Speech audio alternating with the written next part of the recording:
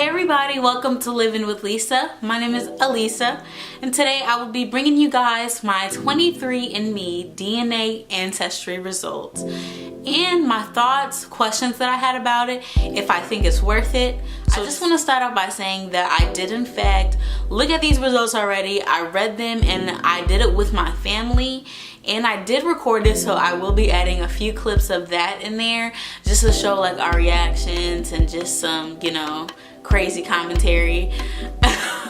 Did it first, like, whoa, I see it. Oh my gosh.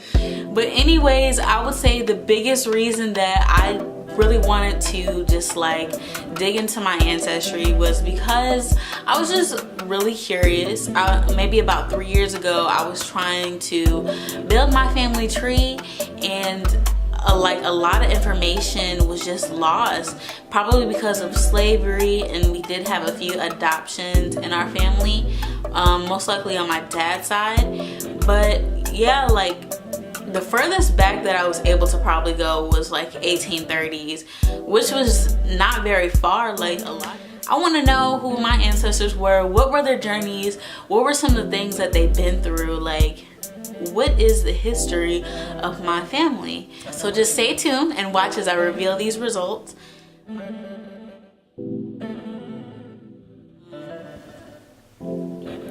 So guys, I am 69.5 Sub-Saharan African.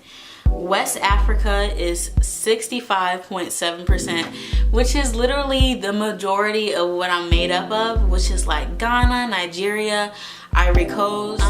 And I would have to say one of the things that disappointed me was the fact that they didn't break it down of which country my ancestors came from. And as you guys may know, these countries have huge cultural differences, different customs. So I just wish that, you know, they got more into depth about that. 2.2% Central and South African, and 1.6% broadly Sub-Saharan African. Also in the broadly Sub-Saharan African percentage, the 1.6%, they can't pinpoint which country, or they just know it's literally somewhere in Sub-Saharan Africa. They don't know exactly what country. So that 1.6% could belong to West Africa, South Africa, we don't know.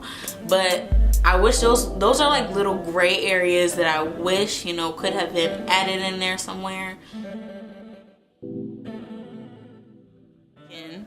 28.1% European. What? Oh my gosh. Northwestern. Where we get all this European from? They must have got in the cabin with gals. oh my God. So guys, I am 28.1% European. And as far as in the breakdown, it says Northwestern Europe is 16.7%. British and Irish 5.8%. Literally, when I told my family that, we're like, who the heck is British and Irish? We don't know. So I know that my family members or whatever, I had interracial marriage. My grandfather is a mix. He's white and black. His mother came from Norway, but she was adopted. So that was kind of like a huge shock to us. French and German, 5.0%. Scandinavian was less than 0.1%. And broadly Northwestern Europe, 5.7%. And again, these results didn't get really into specifics. Like, they knew that it came from somewhere in Europe, but they couldn't really pinpoint exactly what country. Southern Europe was 8.7%, which is 3.7% Italian, which is like, Italian is 3.7. Wow. Italiano. You talking to me? 1.3% Iberian and 3.7% broadly Southern European. I honestly thought there would be more Iberian because my grandfather is Mexican. Mexicans are literally mixed with so much. Native American, Spanish, African. So honestly, I really thought that number would be bigger, so that was a shock.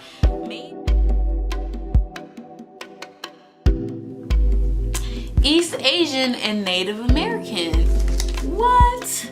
and that number is 0.7%. It's not a huge number, but it was enough to shock me.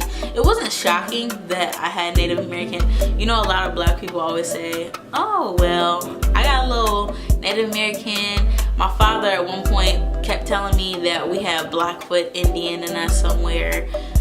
The number is very low. It's saying that we have it in us, but not as much as people would expect. Like, it's 0.7%, which is barely anything. And it was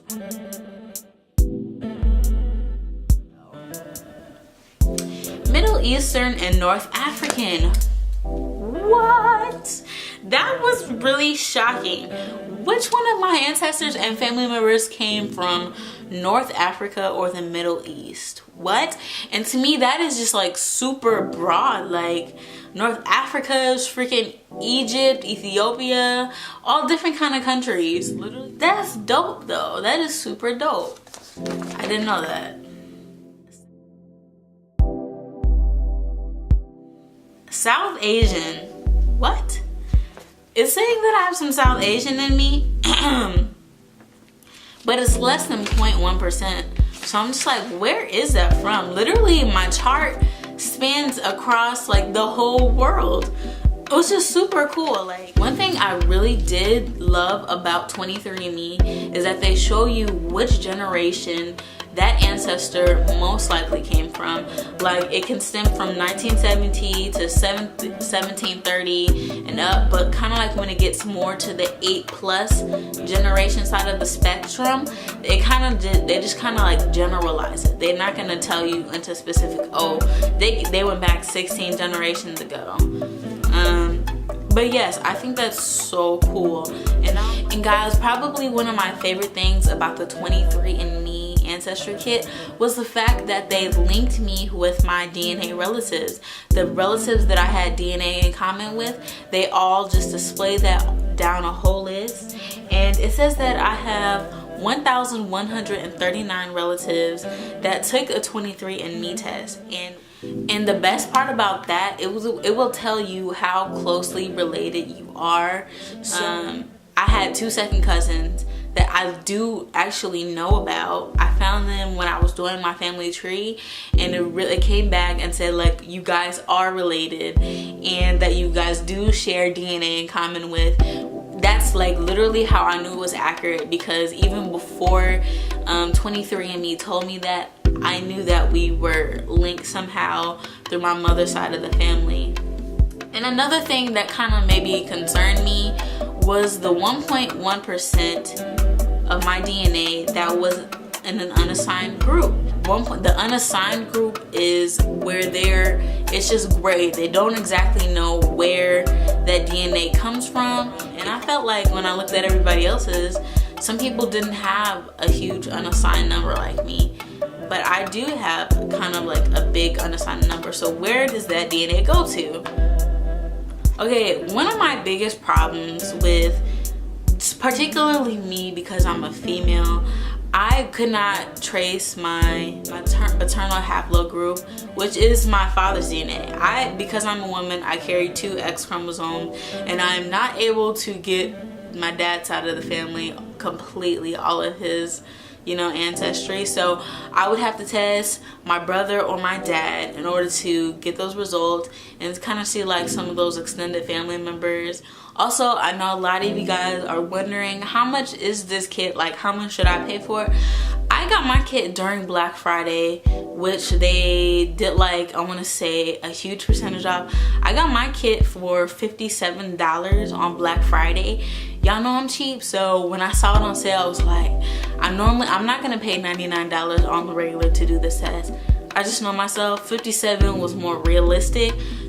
What I did, and I might do like a tutorial video on step-by-step process what to do when you receive your kit. But the biggest thing that I did, I registered my kit on 23andMe, and I spit in that sample cup that they gave me in the box, and you send it back off. Literally the shipping label and all of that information is already in there. Literally in 4 to 6 weeks you will have your results. I sent mine in on December 3rd, and I got my results on December 22nd. So they received my sample on December 3rd, and they started going through the process and everything, and it was done completely faster. Probably took like 3 weeks, not even if that. They also give you the option if you want to do the health ancestry, which will tell you if you're a certain carrier of traits, and that low-key is a lot of money. Right now I think they have it for $150. I didn't think that it was that serious to me, like, but people, if you do want to figure out if you're a certain carrier of traits, what kind of traits you may be able to pass on to your children, that may be beneficial for you. But for me, I really didn't see that as a big deal. And I know you have the option to store your sample, so at a later time, if you wanted to upgrade to that health ancestry test, I know it is possible to do that. Thank you guys so much for tuning into my 23andMe results. If you guys like this video, make sure you give it a thumbs up, and do not forget to hit that subscribe button on the way out. Bye.